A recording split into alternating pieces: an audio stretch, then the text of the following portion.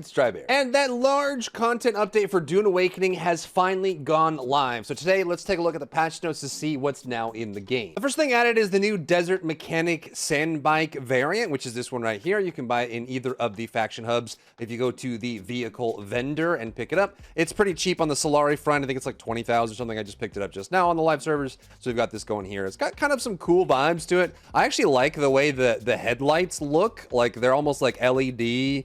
Like, I don't know, they got that cool little housing there. It's got like some like old school treads, and it definitely feels like a more of a low-key, very basics, you know, function over form kind of vibe to it. And then you can just kind of draw some circles in the sand if you want to, but it's got some cool looks to it, and obviously the colors can be applied to it as well. So they have the Desert Bike, the Desert Mechanic Sand Bike variant. There's also, for I think about 10,000 Solari, there is a brand new Desert Mechanic decoration set, which comes with these 5 items that you see listed here. So we have the Desert Mechanic disabled sand bike, so we can put this down on something just to give it a little bit of support here, so we can put it down. So it's just like a little messed up sand bike with like a rag under it, which is pretty cool. There's this like container that has some cool decorations to it, and it's got like sand bike parts in it. It's all like a Desert Mechanic set, so it's like them like putting things together and keeping parts together, which is pretty cool. And we've got this like destroyed sand bike tread. You can put a bunch of these together and like stack them up. Like putting these pieces together kind of creates its own vibe, which is always cool. I'm sure people will have fun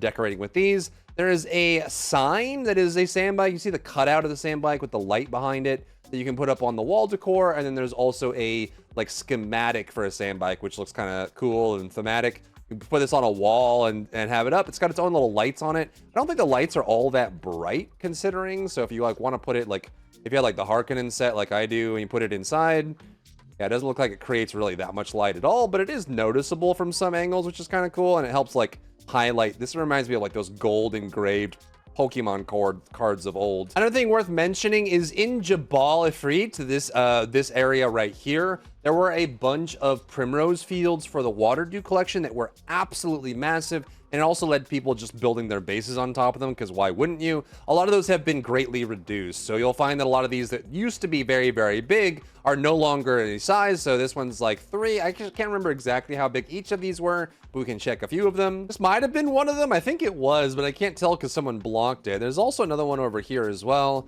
These are like right on the edge of Jabal. So this one over here, I think, got significantly smaller as well. So we have this one too. You can see that this one, I think this one used to be like the full length of this area here, but it actually has been reduced. I think their goal is just to make it so that the Primrose are a little bit more spread out and a little bit easier for people to like pick up and go without hoarding them. So they just wanted to kind of balance that out. They also fixed the thing where you could attach pentashields directly to other pentashields. So if you had that set up in your base, you'll need to log in and update your base, as it likely will have been powered down or unsealed by this process. So you'll have to, you know, be like the rest of us and kind of actually put a wall or a pillar or something to connect it to when you're actually putting up the pentashield and connecting it to your base. They also updated the blood and water deposits to have a deposit all. So if you go to these, you can actually now do a deposit all water, and you can fill containers as well. Both these options have here. So if you hit fill containers, it's going to fill up all the containers you have in your backpack.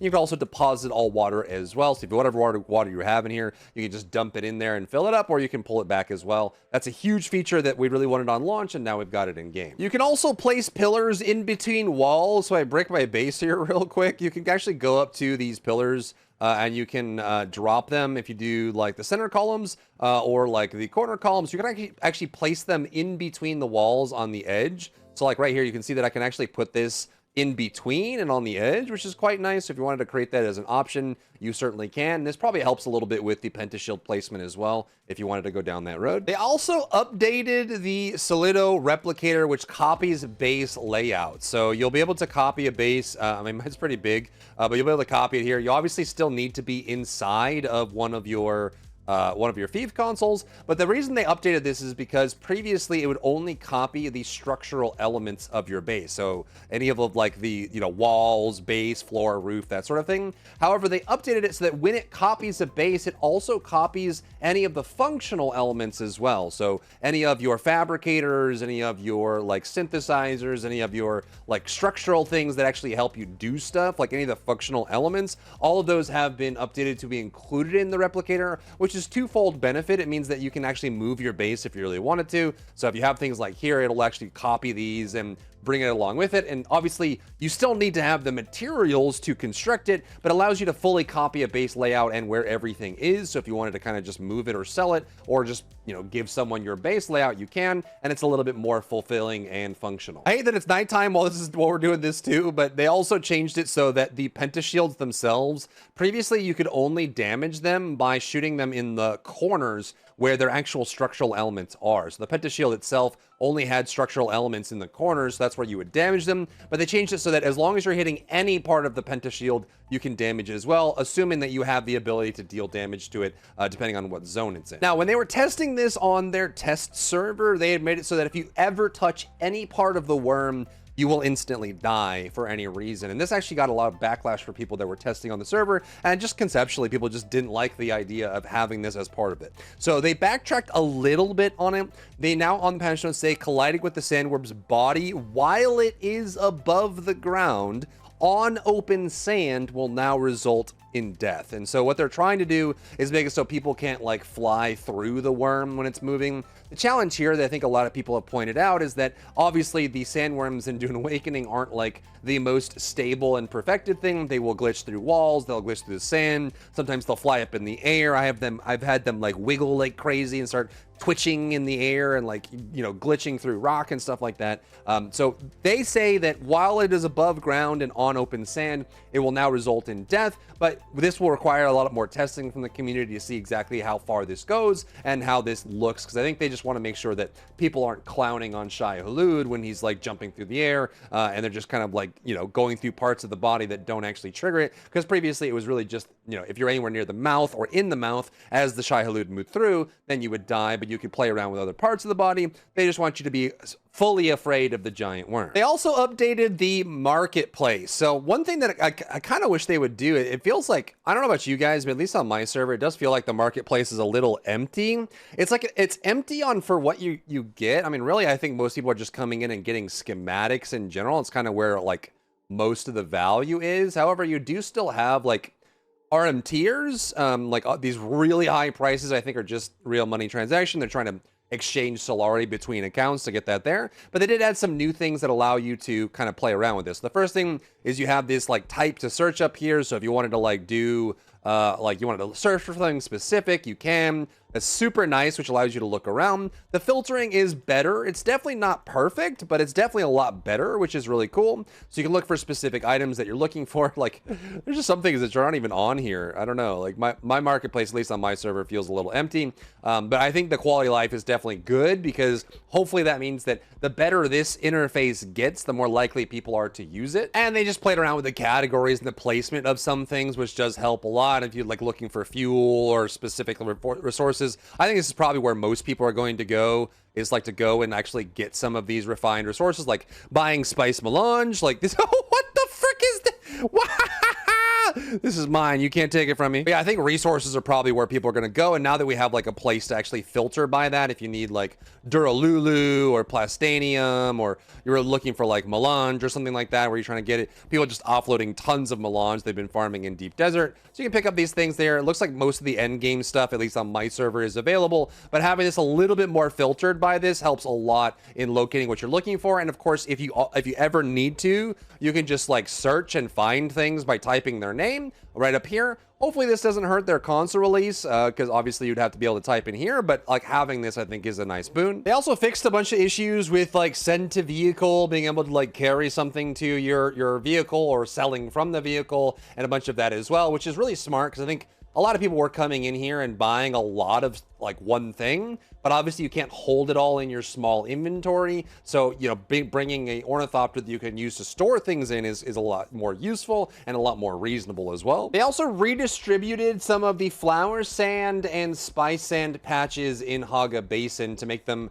a lot less safe. There were a couple of them in Haga Basin that you could actually go to, and they were right next to a rock. They were like right up against it, and so as long as you stayed on the inside of it, you could very easily just farm flower sand. The Shai-Hulud would get all frustrated and flustered and try to get you, but he actually really couldn't. You were super safe to do so. So they moved some of these out into the open sand, as they even changed some of them. Like some of the spice sand drops that would come down would actually be like right next to a rock. Some of them even like would land on like the side of a rock, like vertically on the side of a rock. So they distributed some of these to be a lot less safe.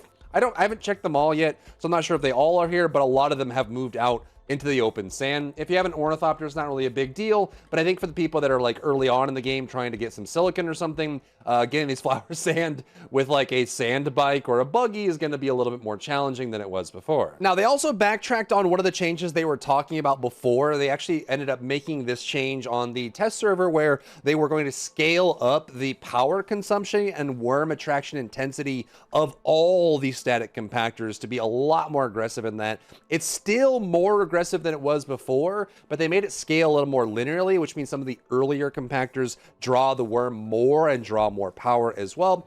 So once you get in, just check your static compactor, whichever one you use, whether you're like the expensive ones for tier 5 or you try to use like the tier 4 ones just to save some money, or you like the 4.5s or 5.5s to save some money and not spend any of the extra resources on it. Just check it, and also just pay attention to the way it tracks the worm, as well as it's a little bit different after the patch. They also removed Solari from Plastanium tier deep desert loot pools. Like some of the pools they have there, they do still have some good loot in them, especially like the treasure boxes and some of the crashed ships and things like that in deep desert. But I guess some guilds and some individuals were getting a little too rich off of farming Solari just from that. And at least I guess from the devs perspective, this was destabilizing the market that they had, because some people were getting, millions of Solari. However, I also wonder how many of those people had Solari that they had duped when duping was possible. On that front, we're still waiting for more news on the dupers getting punished. They're still looking into it and tracking that as well. But there were a lot of people that got away with,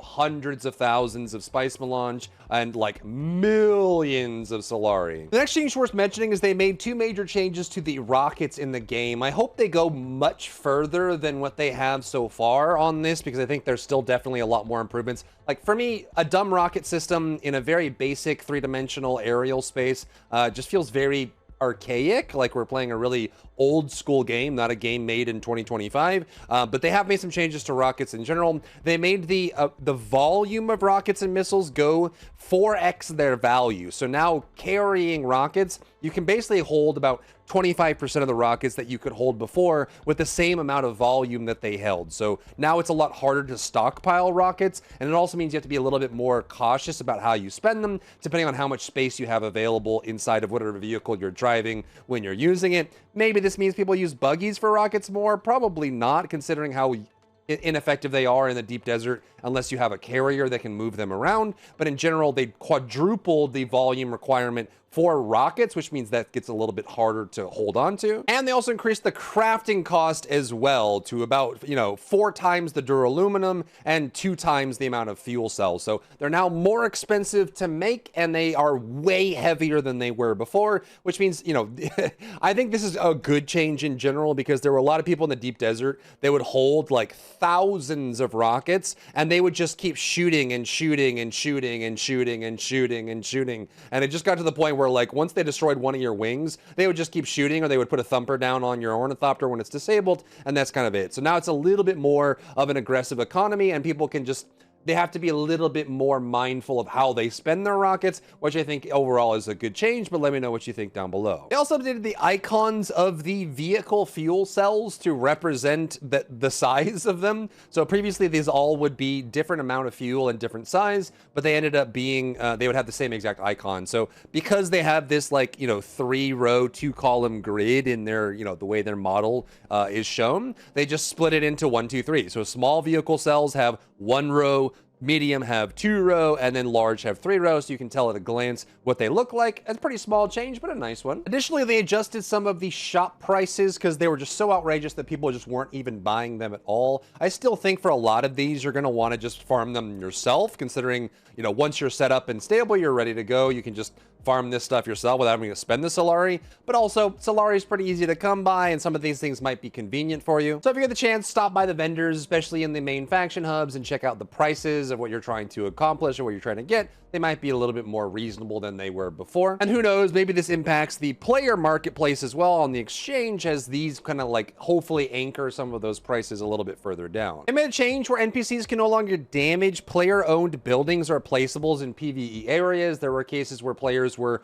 running over to scavs and just like bandits and stuff, and then aggroing them and dragging them to someone's base, and then causing those NPCs, like the enemies, to deal damage to the base in order to destroy it. So they fixed that as a loophole so that you can't use that anymore. Additionally, there were some balance changes that went in. So like changing center of mass for the penalty to headshot damage, remove the body damage penalty from marksman technique for Mentat. They've updated some of the tooltips as well, and some of the damage modifiers, just to make it a little bit easier. And hopefully this helps encourage people to do more ground combat. I think you still get ground combat obviously in the deep desert or contested dungeons like the testing stations, but we definitely still need more incentive to do more ground combat in general across the deep desert. So hopefully they keep making changes. They have also added in a whole bunch of new flourishes, special animations, and sound effects updates as well. If you jump in the update, you might notice that your ornithopter on pickup is a little bit quieter, and even the idling sound for the ornithopter is a little bit quieter as well, which is quite nice. They added some new parry animations, some new melee animations, some new finishing animations for melee as well. When you have an enemy that's kneeling on the ground,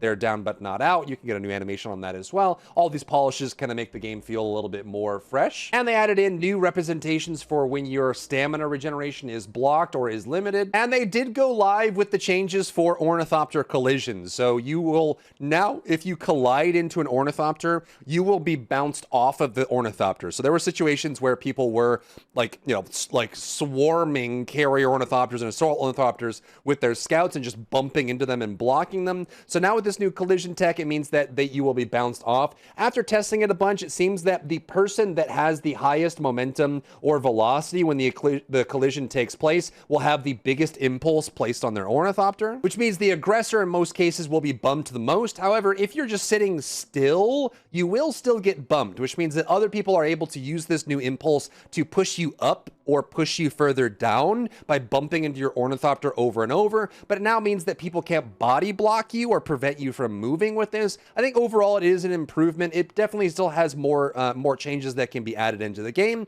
but in general it helps prevent people from just crowding or trying to suffocate a carrier or an assault by putting a whole bunch of ornithopters on top of it, because they'll be bounced off when they try to do that. Additionally, they did go live with a whole bunch of balance reworks for the vehicles as well. So deterioration rate on the sandbike scanner and the scout scanner as well. The scanner took a ton of durability. Even if just normal use, you would have to repair it quite a lot. They also reduced the deterioration rate on assault ornithopter wings that did take a lot of damage just by flying around. They increased the dragonfly speed for the carrier so it can, you know, move around a little bit easier. They have the heat buildup on the carrier. They also increased the boost power across the board for all of them, and they increased the boost speed while in vulture mode for the carrier ornithopter as well. Another massive change is the assault and carrier ornithopters can now boost while they're in vulture mode in order to increase their vulture speed without turning their engine on. So it does mean that the carrier and the assault can use their boosters to fly faster in order to get moving. It does burn up a lot of heat when you do it, but if you really need to, you can pump that booster and thrust really, really fast to get your gliding speed up without having to turn your engine on, which we know lowers your glide speed. And probably the biggest change in the patch is they finally caved on the deep deserts. We're here in the deep desert. I haven't scanned since the reset here, but we've got this set up here. We are just at the very bottom of the shield wall. Like, we're in row A of the deep desert right now. We just entered into the deep desert, and lo and behold, what do we have here on the shield wall? Stravidium. So yes, they did cave on this. This feels a little bit like the patch where Funcom just said, fine, here, take it. They just caved. So congratulations, community. We finally got them to cave. So the tier 6 materials for the deep desert, Stravidium and Titanium, now appear on the shield wall at the very beginning of the deep desert. So if you really wanted to come to the deep desert to farm, you can now do so safely by coming in and grabbing these materials in the full PvE zone as well. And that's not all. They also caved on another thing. They do claim to have added more land mass. I honestly can't tell. It does seem like there is more, but part of that might just be like, I don't know, like some kind of like cognitive bias or something. It does seem like there is more here, but the big win for the deep desert is they did add in medium-sized spice fields to the PvE zone before row E, which means that now not only will there be small spice fields, but there's also medium-sized spice fields that spawn in this area as well, which is huge news for solo players or PvE players in Deep Desert, because now you can get Stravidium and Titanium on the shield wall and just outside the shield wall in the safe zone, and you can also get a lot more spice as well with medium spice fields showing up in front of that as well. So if you have been avoiding the Deep Desert or you just want to get more stuff, it is now safer and easier to get the high-end materials without exposing yourself to PvP if you don't want to. Now, obviously, this means that for PvPers, it does mean that people won't have to venture out into the contested zones as much anymore, so maybe this is too much of a negative for the PvPers. I still think there's going to be a strange dichotomy between the two. It seems like they're trying to find a middle ground. Maybe they end up finding it. It's a really hard thing to try and locate between PvE and PvP, but honestly, they just caved and said, fine, for the people that want to do PvE only, we'll make it so that in the Deep Desert, you can get the resources you want without going into the contested areas, and you can also get, spice fields that are a little bit bigger than the small ones that get gobbled up by one person in an ornithopter as well. Another nice quality of life change is they added the ability to hide completed quests in your journey tab. So this is one, like the two main issues that I had with their quest system. The primary one is that you had all these ones, like once they're done, they kind of just flood your journey tab. They're just all over the dang place. So now if you go to this screen, there's the hide completed checkbox. You can hit that, then you can see it hides all the ones that you've already done, so you can see the ones better. The other thing I wish they would do is that when you you notice that the journey name, the cluster of the journey names is different from the objective names, like the subquests. However, when you're trying to find the name of the subquest, it just shows the name of the overall, overall category of them, and the two names differ, which means that it's like I'm trying to get, if you're trying to get through one of these, it's like there's certain quests that you have to do that have a different name than the one you're doing. So when you look on the map, it says go get peanut butter, and you're like, I'm looking for peanut butter, I'm looking for peanut butter, but it shows the name of the cluster, which is jelly, right? So you're like, oh my god, I keep saying jelly, I'm not looking for that, even though that is the quest you're looking for. Because they have two different names, it gets very confusing. But I think this,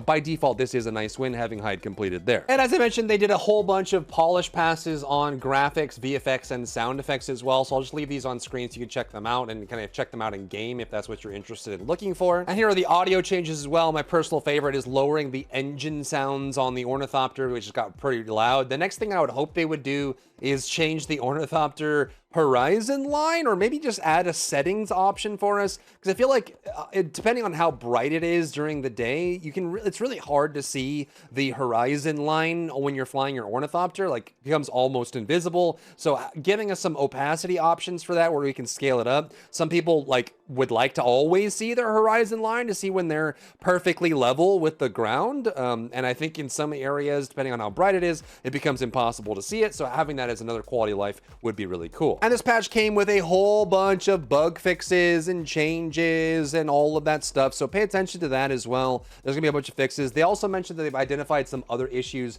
with this patch that has already gone live, and they plan to do a hot fix tomorrow to address some of these issues as well. But a lot of improvements, some stability fixes, some performance fixes, some things getting stuck on, some quest states being trapped in the wrong spot. They also improved the unstuck feature in game so that you'll be able to get unstuck a lot more consistently as well. So a whole bunch of bugs being kind of slapped into the game as well. So just kind of pay attention to that and just look at the overall experience when you dive in after the patch. So that is, I would consider the first major update for Dune Awakening, with some more things in there. It's definitely not like the new content expansion. There's no new zone or new storylines or new major content, but it is a nice improvement to the game and stabilizes some things, get some quality of life in there, and makes the game better. So the question is, looking forward, where are we going to go next? What's the next patch? And let me know what you think about this patch down below in the comments. If you found value in today's video, leave a like down below, leave a comment for the algorithm to help this video get seen by more people,